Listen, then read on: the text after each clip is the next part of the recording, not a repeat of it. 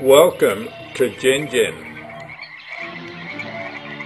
Nestled in the valleys 83 kilometers north of Perth, Gingin's an ideal distance from the capital city of Western Australia. It's early spring and the wildflowers are out.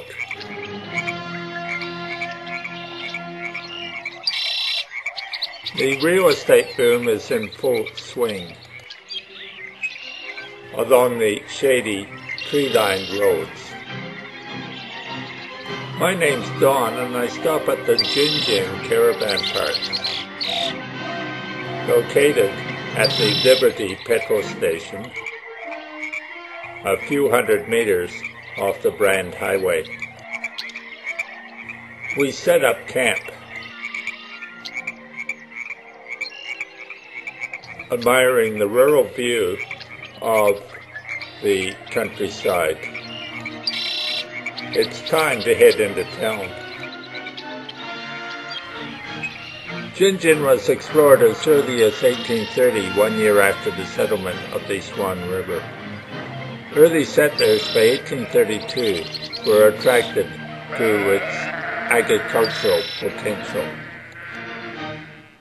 Today, with a population of little over 400 people, agriculture is booming.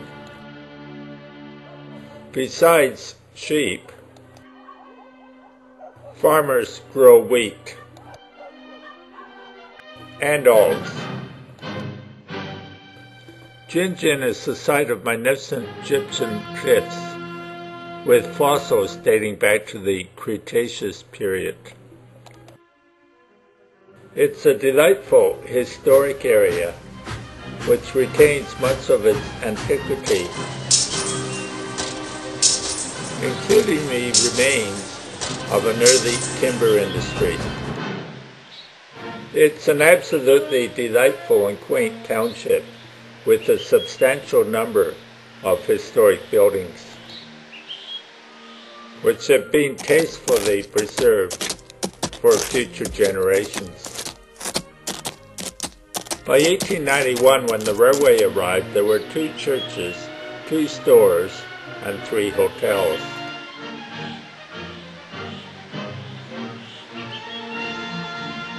A number of the grander buildings survive today.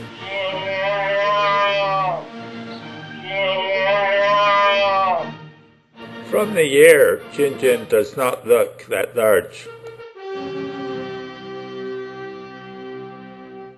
Weld Street is the main thoroughfare. It joins Dewar Road with the Brand Highway and crosses Gingin Brook and the railway.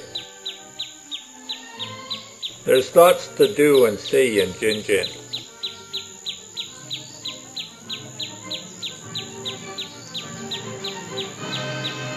Most tourists do the heritage tour.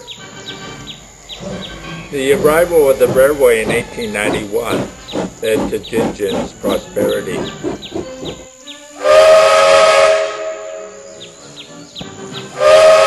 Apart from passengers and mail, machinery, fencing materials, wool, fertilizer, chaff, hay, citrus fruits, cattle and sheep were all transported by rail.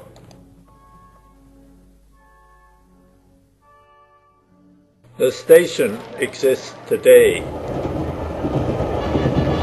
and is open to the public. With the railway came the Gingin Hotel. It was purchased and restored in 1999. Opened in 1903, it was supposedly built by 2 defrocked Irish priests. Today it's a popular stopping off point for day travelers from Perth. St. Luke's Church was built by the Anglicans in 1861.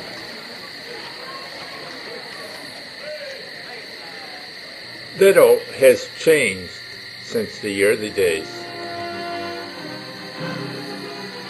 The church is a tourist magnet with its tall, shady trees and graveyards, recording the early deaths of children from diphtheria.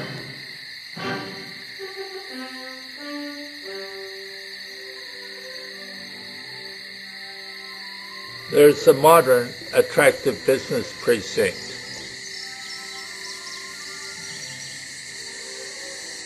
And a large new civic center with more than ample parking next to Grenville Park. Sheraton House was built in 1854, and its entrance survives today.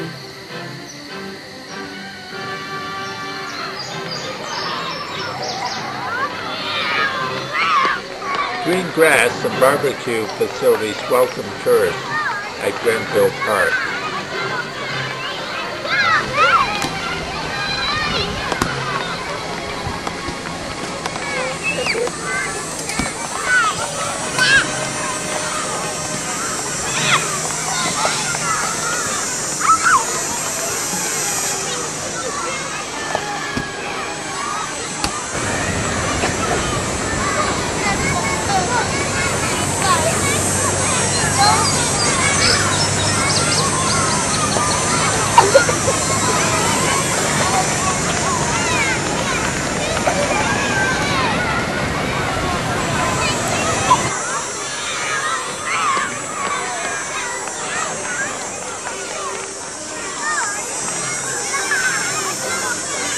A replica of the water wheel of the Sheraton Flour Mill has been rebuilt in Grenville Park.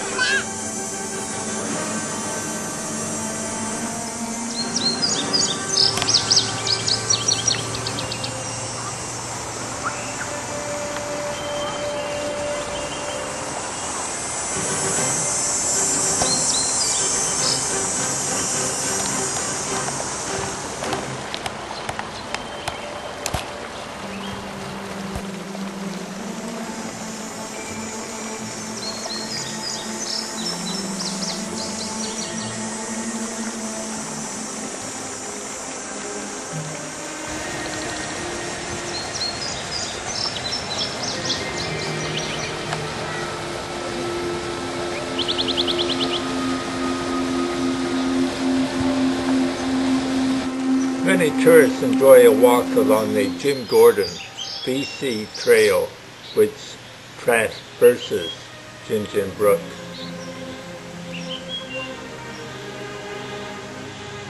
An impressive stroll through ferns and lilies under a canopy of flooded gum and paperbacks provides a unique photographer's opportunity to photograph natural flora and fauna.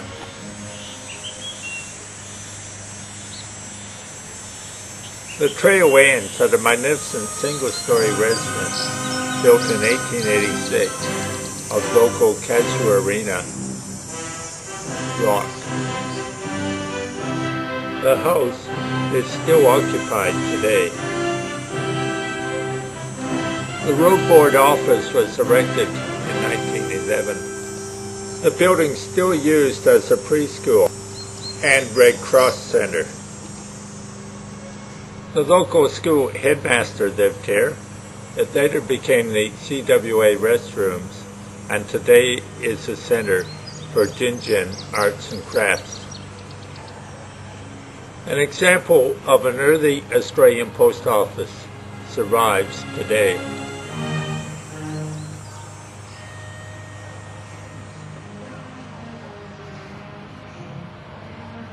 Many interesting buildings are found throughout the town.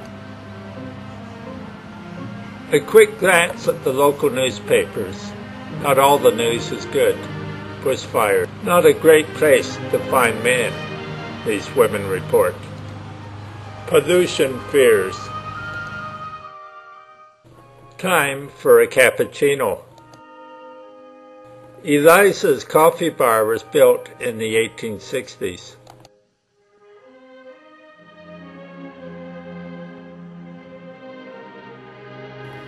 Thanks for joining me, dear viewer, for this visit to the village of Gingin, Western Australia.